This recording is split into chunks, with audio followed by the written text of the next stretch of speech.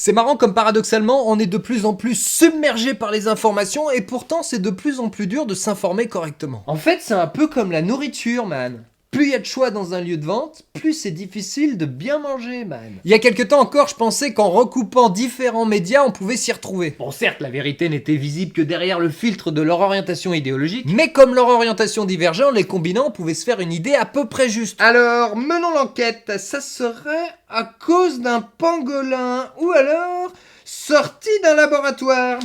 Et non, sorti d'un laboratoire tenu par des pangolins. Mais aujourd'hui, j'ai l'impression qu'ils utilisent tous le même filtre, quasiment opaque, masquant la vérité pour servir leurs intérêts. Et que bizarrement, leur intérêt, c'est à tous le même. Pour un avenir meilleur, dans le respect des opinions de celui qui fait l'échec. Et même sur internet, j'ai l'impression c'est de plus en plus dur d'avoir une information sûre. Peut-être parce que c'est de plus en plus les mêmes qui font l'échec. Mais même l'immédiateté fait que peu importe le camp, l'idéologie, tout ça, plus personne ne corrige ses erreurs. Comme si la connerie se propageait plus facilement que le bon sens. Ah tiens, comme à la télé. Bref, se faire une idée juste, c'est devenu un éternel parcours du combattant. En fait, c'est un peu comme la nourriture, man. Plus il y a de... Oh, cette impression de déjà vu, man. Je suis défoncé avant de rouler, man. Heureusement, il y a des constantes immuables, rassurantes même, comme Christophe Barbier. Au moins, lui, quand il donne son avis, on est sûr à 100% qu'il est bon de penser l'inverse.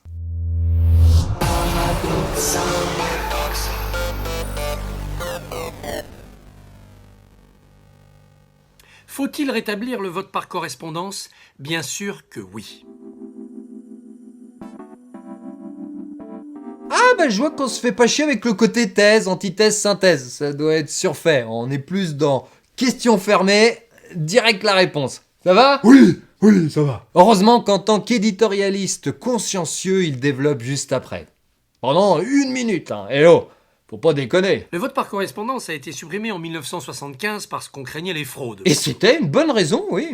Mais ça en reste une bonne pour pas le remettre au goût du jour. Plus précisément, le pouvoir giscardien craignait que les communistes, profitant de leur réseau à la poste, ne fassent passer des sacs de bulletins de vote. Ah aujourd'hui les cocos, ils sont moins organisés en effet. Il y a moins de chances que ça vienne d'eux. Attends 2 petites secondes et voilà. Je viens de pirater l'ordinateur qui stocke les résultats de l'élection présidentielle juste avant qu'il l'annonce. Et tu sais quoi? J'ai multiplié par 4 le score de notre candidat. Allez 8h, écoute-moi ça. 0%?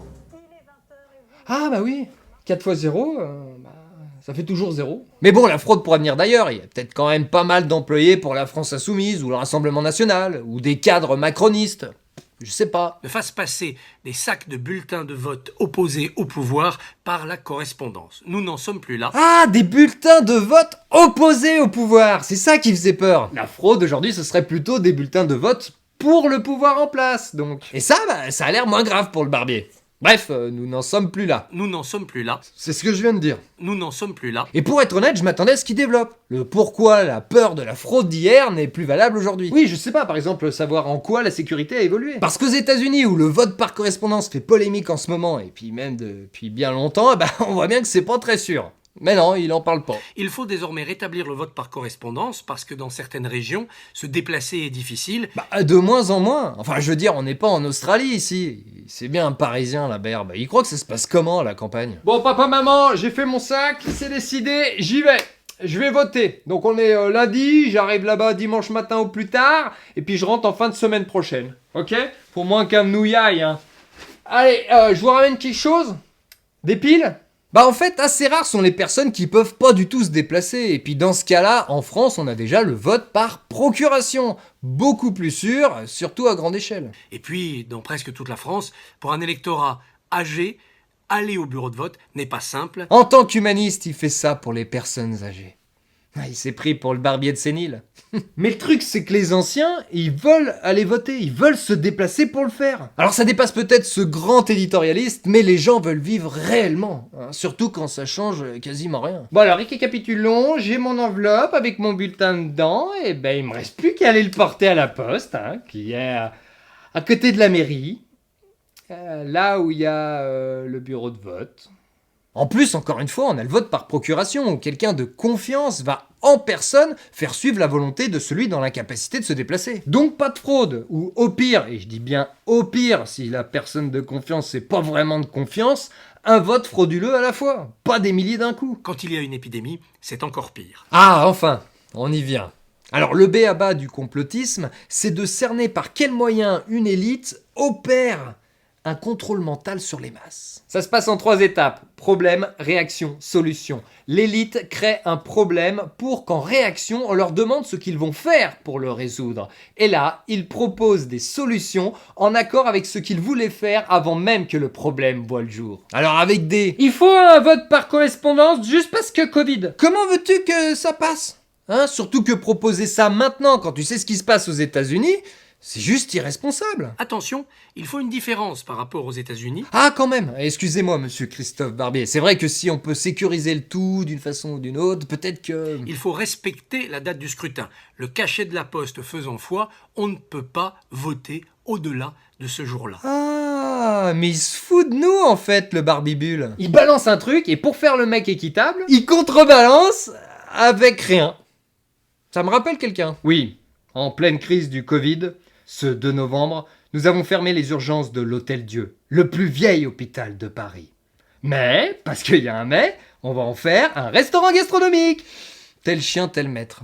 Et le pire, c'est que là, j'invente rien. Mais le vote par correspondance, c'est un véritable rituel. Bah non. Un rituel, c'est une pratique sociale déjà mise en place. Aller voter, c'est un rituel. Les anciens qui votent à l'ouverture pour finir au bar à boire du Macon jusqu'à midi, c'est un rituel. Mais un truc jamais fait ou pas depuis 45 ans, ça peut pas être un rituel au niveau de la définition. Genre, mon rituel à moi, c'est d'écouter les Français.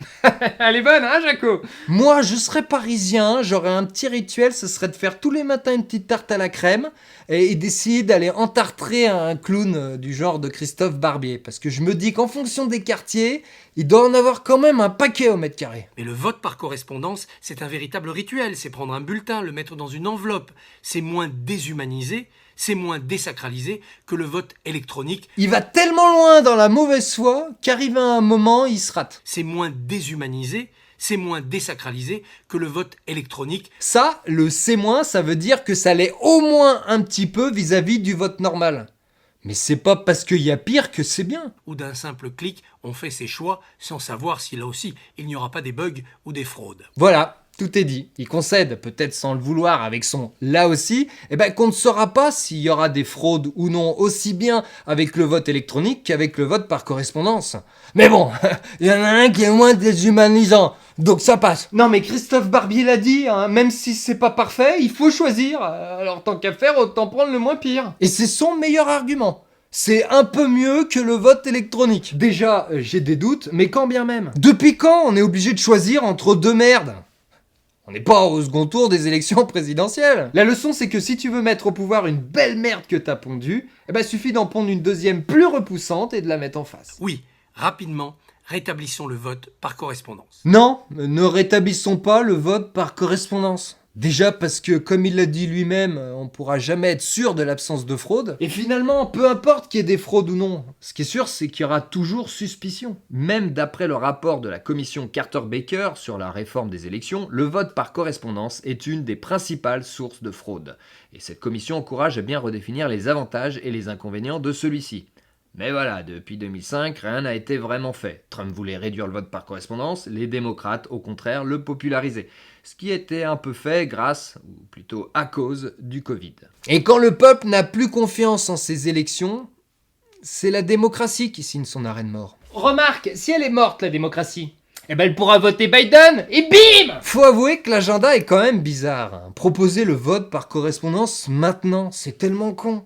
T'es obligé de te demander si c'est pas parce que c'est maintenant ou jamais. Peut-être que la prochaine fois, même en étant le poulain de l'état profond, même avec le soutien inconditionnel de tous les médias, hein mon Christophe, ici peut-être que le vote par correspondance pourrait m'aider. Franchement, ça fait quand même penser un petit peu à ça. Et pour revenir aux États-Unis, on le sait maintenant qu'il y a eu quand même des irrégularités largement dues au vote par correspondance. On sait pas encore dans quelle mesure, il faut patienter. Mais en tout cas, s'il y a bien une chose qui est sûre, c'est dans quel état ça fout le pays. Bizarre de vouloir à ce point la même chose. Il essayerait pas de nous intoxiquer au barbiturique, le Christophe ?